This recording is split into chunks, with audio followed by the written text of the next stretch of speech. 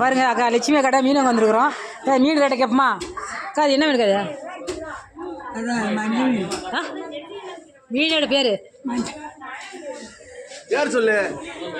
மீன் சங்கரன் வச்சு சரி. பாறை பாறை பாறை ஒன்று 200 ஒரு மீன் 200 பாறை 150 போடுறோம். 150 போடுறாங்க.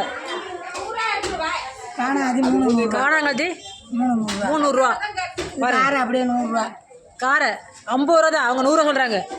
இந்த காரை அப்படியே 50 இவர் துள்ளுக்கடை துள்ளாண்டா 150 எடுத்துக்கட்டு மொதக்கண்டா 50 பாருங்க.